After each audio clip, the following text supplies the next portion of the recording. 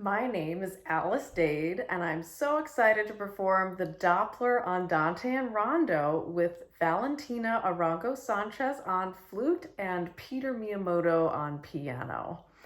This piece is one of many for two flutes and piano by Franz Doppler or by his brother Carl Doppler. There's a story behind that. So Franz Doppler was not only a composer, but a bright, shining star at the young age of 13 as this brilliant flutist and a conductor. His brother had a very similar story. They both enjoyed the flute, conducting, and composing, and they loved playing together. So both of them, or on their own, would compose these pieces for two flutes and piano. Quick side note, Franz would perform like this next to his brother, Carl, who would perform in the mirror image of his brother like this. So in other words, he played a left-handed flute, which is not common these days unless you really search on Amazon. This piece, I just have some of the best memories of my musical career with this piece. I performed it with my teacher in undergrad, Carol Winsence, at one point. I performed it with lots of my friends and colleagues throughout the years, and I'm so excited to perform it with Valentina and with Peter. So I hope you enjoy this piece with Hungarian flair, but actually written by a Polish composer who happened to perform in Hungarian orchestras and was influenced by the Hungarian music he heard. I'm performing pieces by flute players tonight. This one is by Valerie Coleman, who's the founding member of the Imani Woodwind Quintet. This woodwind quintet performs adventurous, diverse pieces, and Valerie Coleman wrote many quintets for this ensemble. Originally from Louisville, not Louisville, Kentucky, Valerie Coleman now teaches at Mannes School of Music in New York, and we actually both went to school at the same time in New York City, so we've known each other for quite some time. In her program notes, she says that in this piece that I'm performing tonight, Danza della Mariposa, to think about flights of butterflies that are inhabiting South America, primarily Peru and Argentina.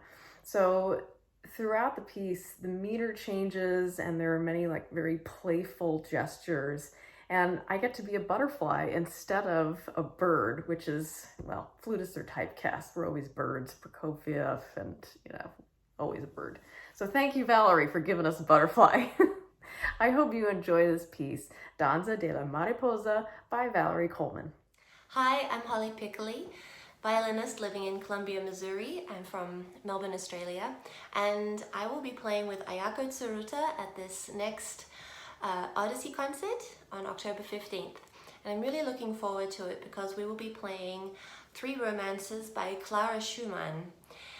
These pieces are very new to me. I didn't know they existed. Clara Schumann is well known as a fantastic pianist and performer and a composer for lots of piano repertoire and art song.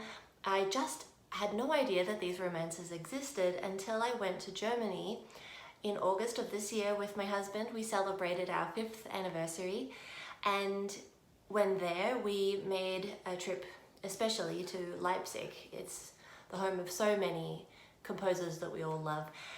And this includes Robert and Clara Schumann. And while in Leipzig, we visited what was their home. It's not kept to look like a home anymore. It's more of a museum. But one aspect of the place is this most beautiful chamber music parlor, and it's kept in its original form. It has the same delicate pink hand-painted flowers on the walls and these massive floorboards, just huge floorboards,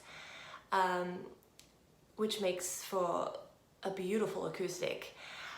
And these floorboards were from the time that Robert and Clara Schumann lived there, and they would perform music. They would do concerts in this parlor. And just to think of the people who were in this space, not only Robert and Clara Schumann, but also the likes of Mendelssohn and Liszt and Hans Christian Andersen, and who knows, maybe even Brahms at this time. But they were all performing, all of them, and listening, and maybe even composing in that very room. It was very inspiring. And to just be in that space, it gave you a real sense of exactly what the music was meant to sound like, and the intimate surroundings, and that floorboard acoustic. It was a very special place to be. In another room, they had a listening station with a catalogue of music of both Robert and Clara, and it was there that I heard these pieces for the first time. I was surprised, and they were gorgeous. 3 romances for violin and piano, and I just knew I had to perform them. I had to play them myself. I had to get to play them. So I was thrilled when Ayako asked me if there was anything that I might like to play. I knew exactly what I wanted to play. I kept listening to different recordings. I found one by a friend of mine, Helena Rathbone, so gorgeous on her very special instrument. She plays a Strad. Anyway, it's just that these pieces, unlike maybe virtuosic violin writing that goes way up high on the E string or uses all these wild techniques, this music is very intimate itself. It's like art song for the violin, art song without words, but still so poetic. And as I said, instead of using these register changes of the instrument, it really focuses on all 4 strings. So the middle strings get more attention in some ways. And the music is so melodic that you just want to sing it. You really do feel like you're singing art song for violin and piano. And so this is what you'll get to hear us play on October 15th. I hope you enjoy it, and we look forward to seeing you there. Thanks. Hi, I'm baritone Steven Jepson. On October 15th, collaborative pianist Bomi Kim and I will present Samuel Barber's 3 songs, Opus 45, for the premiere concert for this year of the Odyssey Chamber Music Series. And I have been asked, why are we doing these pieces? Well, this was a difficult period in Samuel Barber's life. He had dealt with the fiasco that was Antony and Cleopatra at the Metropolitan Opera, and he had turned inward. He was facing a number of demons in his life, including depression and alcoholism. And the scant pieces that he wrote from then on till his death showed a zeal that he wanted to write what he wanted to write. So some of these pieces include the Ballade for Piano, Despite and Still, a song cycle that was written for and premiered by Leontine Price, and the piece that Bomi and I will be doing, the 3 songs. These were commissioned by the Chamber Music Society of Lincoln Center, and they were premiered in 1974 by famed German baritone Dietrich Fischer-Dieskau. Now, a lot of people describe these as a farewell to European Romanticism, but I think you're going to find that there are still nods to Americana in these 3 beautiful pieces, and some are going to be very familiar to the people of Columbia. So I hope that you will join myself and Bomi on Friday, October 15th at First Baptist Church, as we share these beautiful and wonderful pieces with you. Thank you. Hello, my name is Wes Warnhoff, and I will be performing Johannes Brahms' Clarinet Sonata in F minor on the upcoming Odyssey concert, occurring on October 15th. And I have the distinct privilege of performing this masterwork with my good friend and colleague, Peter Miyamoto. The story of Brahms' clarinet compositions is quite well known. In 1890, Brahms is reported as saying that he was finished with composing.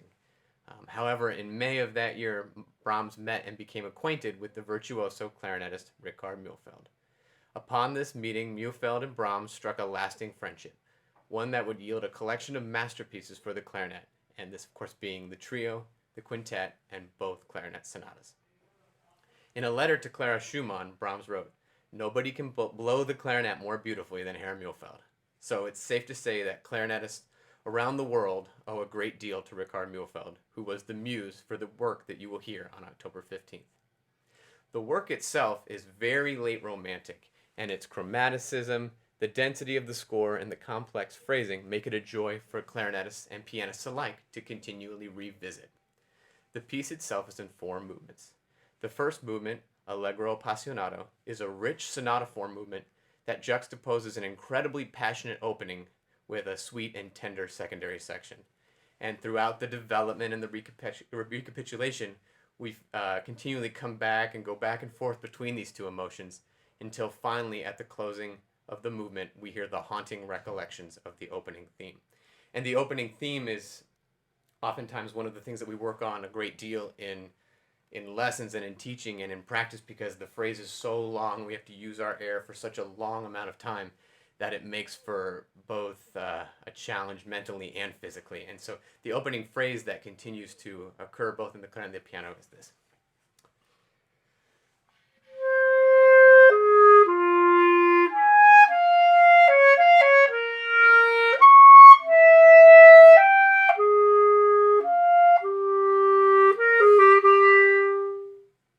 That is, of course, finishing out what the piano starts in the movement. And you can hear that the theme doesn't even wrap up beautifully. It sends the piece onward to the piano. And so this continuation of the phrase and this idea that the phrase is always sort of evolving makes the opening so interesting and so fiery.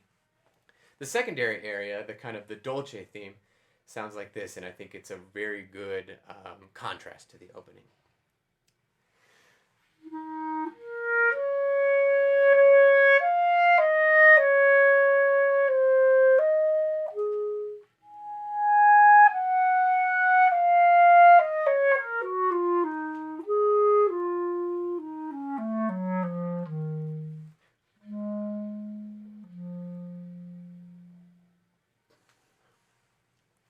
The second movement, Andante un poco adagio, is one of the most gorgeous slow movements in all of the clarinet repertoire.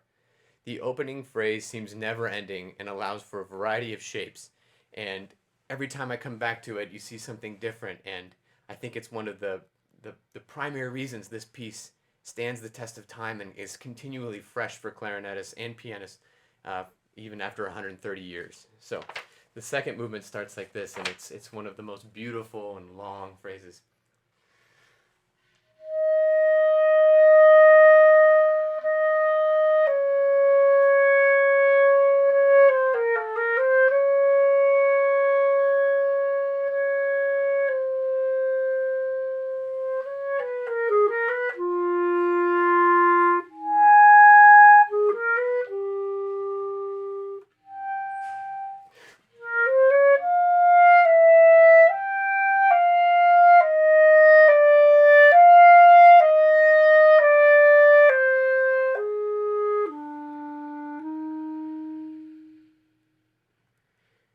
It's so long, and it undulates so many times, and you can show so many like micro phrases within it that it's quite intriguing and makes for just an incredible second movement. The third movement, Allegretto Grazioso, is a fantastic dance that for me seems to bounce back and forth from the ballroom to the tavern, and I'll show you what I mean. It starts out, I think it's very elegant at the beginning.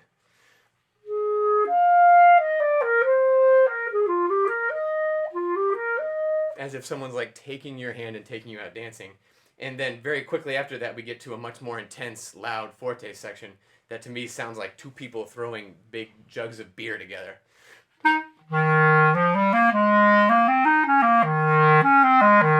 And it's this kind of back and forth between the elegant and the kind of the earth sound that I think makes the third movement very special. And the last movement, which is a vivace rondo, takes us through a blistering challenge for both the clarinetist and pianist alike, that kind of push the limits of what we're capable of. So I'm really looking forward to performing this for you, and I think one of the great parts about coming back to Brahms is that you unearth something new each time that you perform it. And I know Peter and I are really looking forward to sharing what we unearth this time with you on October 15th.